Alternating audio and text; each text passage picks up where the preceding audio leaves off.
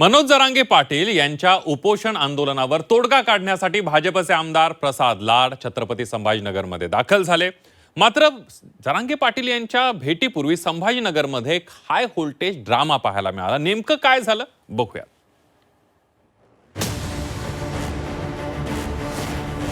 जरांगे प्रसाद लाड भेटी आधी high voltage drama.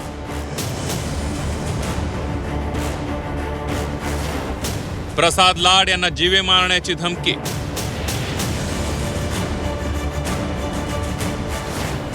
फोनवरून धमकीसोबत अर्वाच्य भाषेत शिवीगाळ। भाजप आमदार प्रसाद लाड संभाजीनगरमधील ज्या हॉटेलमध्ये थांबले होते तिथं अशा प्रकारे कडेकोट पोलीस बंदोबस्त ठेवण्यात आला होता। याचं कारण आहे प्रसाद लाड यांना फोनवरून आलेली धमकी।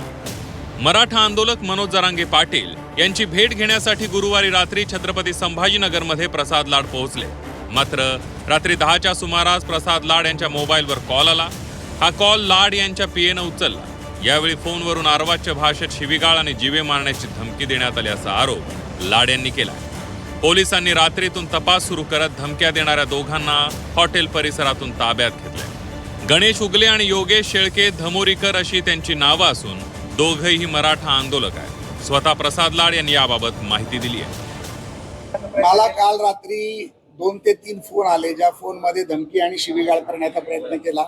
हॉटेलमध्ये येऊन आपल्यावर हल्ला करू अशी धमकी दिली गेली, परंतु संभाजीनगरचे पोलीस असतील, बीड जालन्याचे पोलीस असतील यांनी सतर्कपणे याच भागात कुठली तरी सिडको कॉलनी आहे, मला कल्पना नाही, त्या भागातून 2 आरोपींना अटक केली गेली।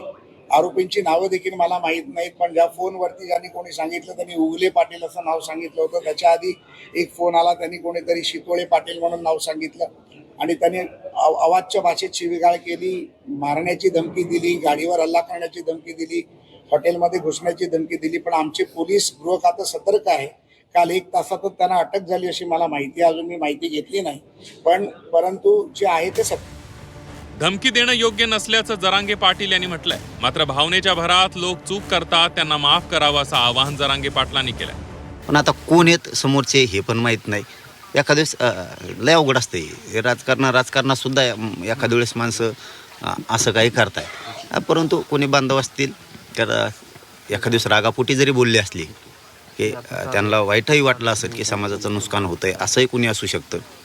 त्यांची जर भावना समाजाविषयी काही बोलण्याची झाली असेल तर एखाद्या दिवस नेत्यांनी बी मोठं मन दाखवायचं असतं, आपलंच पोरग आहे, पण करणाऱ्याने सुद्धा हे करू नये, कारण याचं समर्थन होणार नाही। प्रसाद लाड यांना धमकी आल्यानंतर यावरून राजकारण तापलंय। शिवसेनेनं या धमकीचा निषेध केलाय। दुसरीकडे खासदार संजय राऊतांनी या धमकीवरच सवाल उपस्थित करत लाड यांच्यावर खरमरीत टीका केली आहे। नाही, ही काय पद्धत बरोबर नाही। हा एक ट्रेंड पडत चाललेला आहे।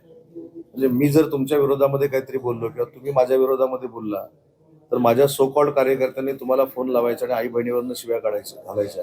हा एक ट्रेंड पडलेला आहे। मला तर असं वाटतं की ही काही महाराष्ट्राची संस्कृती नाही, त्याच्यावर पोलिसांनी कटाक्षानं कारवाई केली पाहिजे या मताचं। तुम्हाला धमक्या काय येत आहेत?